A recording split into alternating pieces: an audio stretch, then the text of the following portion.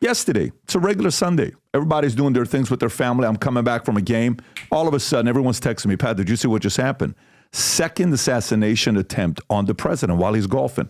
Rob, if you can play this clip, and I'd like to get your reaction on it. Go ahead. How was this able to happen? And for future reference, is there any obscurity of a golf course? Well, you got to understand the golf course is surrounded by shrubbery. So when somebody gets into the shrubbery, they're pretty much out of sight. All right? And at this level that he is at right now, he's not the sitting president.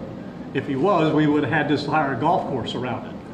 But because he's not, the security is limited to the areas that the Secret Service is that even possible? deems possible.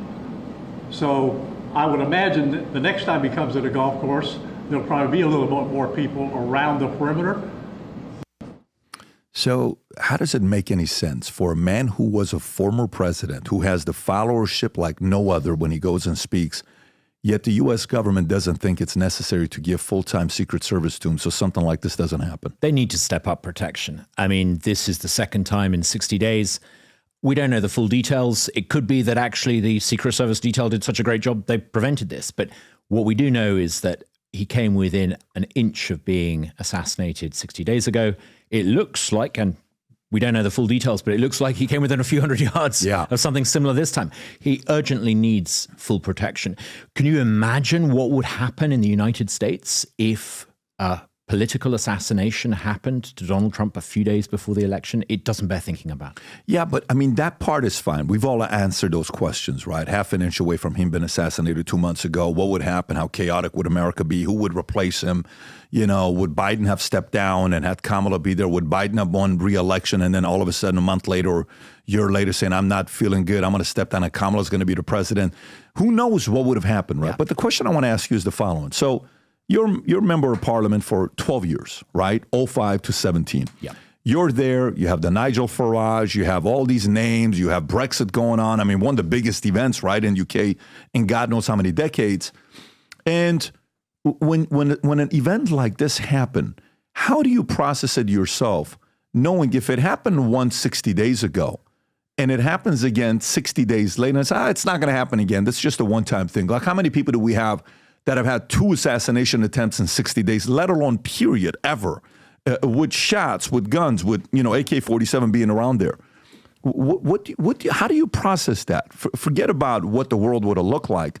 How do you process that? Is America becoming too immune to this happening? There's even some people that I tweeted something about of this happening, and this other fellow, and a lot of people on social media are responding and saying, well, this is his doing. He's causing this. It's how he's handling all this stuff. And what he's saying, if he wasn't like this, if he wasn't that combative, when a candidate for president stoking stochastic tensions all over the country, it becomes his business as usual. This is his fault. He's doing it. Well, politics is really important, right? Who wins elections is really important. But when politics becomes your moral system, when you judge whether someone is a good person or a bad person, depending on whether or not they vote the way you do, this is the nightmare you end up with. You end up with a bitterly divided country where people who have political sympathies think it's okay to go and take out people they don't want to win elections. It's terrifying. And I think this is a warning sign. A republic cannot survive if it is so bitterly divided that politics has become a belief system in place of religion. It has become a religion to many people. And this is the nightmare scenario you end up with. Now, we don't know the full facts about what happened yesterday, but we do know what happened 60 days ago. Yeah, but we also know that yesterday, the FBI came out and categorically put it as an assassination attempt, right? And did you see who the shooter was? Did you see when they were reporting on who the shooter was? What do you think about the shooter? A little bit of a strange guy, you know, with his background. He went to Ukraine to want to defend Ukraine. And he looks a little bit weird, and I think it's maybe significant that apparently, from what I read, he volunteered to join the Ukrainian army, and the Ukrainian army thought he's not quite there what we're looking for. Yeah. And who knows though? I mean, what we do need to do is let this come out in a court of law.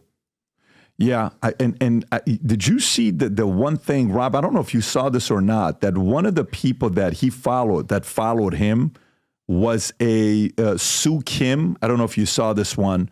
If you go to Sue Kim, Rob, type in MLLESOOKIM on Twitter. If you can go to M as mom, L as Lima, E S as Sam, OOKIM. Okay, if you want to put this. name in there. Okay, so if you go to it, read the profile, and her tweets are protected, right? So practice lead, ex-CIA, Rand Corporation, Yale, and you see her background, right? The interesting thing about this account, who's an ex-CIA, she followed him and he followed her. I don't know if you caught that or not. She followed the guy that was trying to attempt to assassinate. She followed him and he followed her. So some people are, sitting there like saying, hey, is this like an inside thing going on? Has this guy with weapons of mass destruction? And obviously it's a lot of skepticism and speculation here that we're doing. I'd be a little skeptical. I mean, number one, I've got 80,000 followers on Twitter, and I'm sure some of them are probably slightly crazy. You can't hold it against someone that they've got crazy Twitter followers. Secondly, I think this sounds to me like it's one bad person. I don't think there's evidence of some sort of deeper conspiracy. Oh, I mean, listen, if you got how many people do you follow? You got 80,000 followers, but how many people you follow? About 3,000, I would guess. You follow 3,000? Something like that.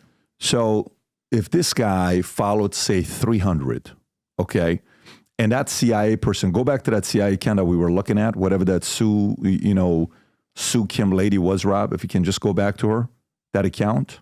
Can you go back to that account? Does she follow me? She follows 848, well, right? See if I follow her or she follows me. It's private. It's private, it's the thing. So it's 848. So it's just a little weird that she follows you back. Why would an ex-CIA, when you're saying Ukraine said this guy may be a little bit cuckoo and he had weapons of mass destruction, like apparently he had some weapons back in the days, 2002 that he got caught with. That again, this is where conversations start about and people start questioning things, saying it's just a little bit weird that this is going on. But okay, doesn't sound like you have more of a stronger opinion on this than what you said already. Hi everyone, I'm Douglas Carswell. You can join me on Minect, where you can ask me any question you want.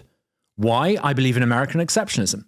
What made me leave Brexit Britain and come to Mississippi, the greatest state, I think, in America.